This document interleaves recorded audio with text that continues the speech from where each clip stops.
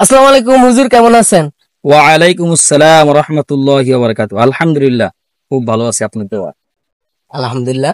হুজুর, যারা মসজিদের ইমামের বেতন আটকিয়ে রাখে তাদের উদ্দেশ্যে কিছু বলুন। দেখেন, মসজিদের ইমাম সাহেবরা দীর্ঘদিন যাবত কষ্ট করে মসজিদে, 1 মাস যাবত। একজন ইমামের বেতন কত? 6,000 5,000 টাকা। আপনি চিন্তা করেন এই বেটার পরিবারটা কেমন চলে। তারপরও কিছু কিছু মানুষ, কিছু কিছু কমিটিরা এই টাকাগুলো আটকে রাখে, টাকাগুলো দিতে চায় না। তাদের ভিতরে মানে বিবেক বলতে কোনো শব্দই নেই। আপনি দেখেন একজন ডাক্তার, সে একজন শিক্ষিত মানুষ, একজন উকিল সেও শিক্ষিত মানুষ, ঠিক একজন ইমামও কিন্তু একজন শিক্ষিত মানুষ। একজন ইমাম মূর্খ না, তিনি দীর্ঘদিন যাওয়ার পড়ালেখা করলেন। তাহলে একজন ডাক্তার, একজন MBBS, তারপর একজন উকিলে যদি অনেক টাকা হাদিয়া হয়, সেখানে ইমামের তো হওয়া উচিত। কিন্তু না, ইমামদেরকে হাদিয়া কম দেওয়া হয়। আলহামদুলিল্লাহ, ইমামরা সুন্দরভাবে চলে। কিন্তু এই ইমামদের টাকা থেকেও কি করে, টাকাগুলা নিয়ে যায় মসজিদ কমিটিরা, দিতে চায় না। মসজিদ উন্নয়ন হইতেছে, মাদ্রাসা উন্নয়ন হয়, কিন্তু হুজুরের বেতন উন্নয়ন হয়। এর কারণটা কি? মানে হুজুররা করে একটু মূল্যায়ন করতে চায় না।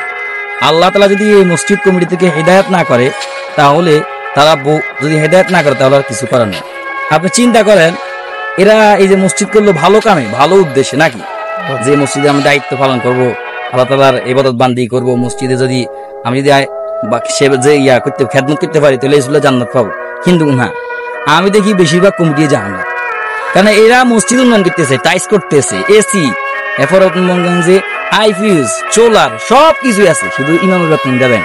অথচ ইমামের একটা আপনার ইমামতি করা ফরজ না, আপনার পরিবার পরিজন, মসজিদের নিজের মা বাবা ছেলে সন্তানের হক আদায় করা হলো ফরজ আইন।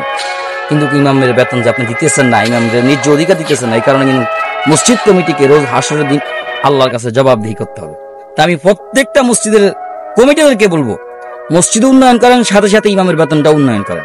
ইমামের ন্যায্য বেতন, ইমামের যে হক, ওই হক থেকে ইমামকে বঞ্চিত না করে বরং তার হক তাকে ফিরিয়ে দেন। আল্লাহ তাআলা আমাকে আপনাকে আমল করার তৌফিক দান করুন। আমিন।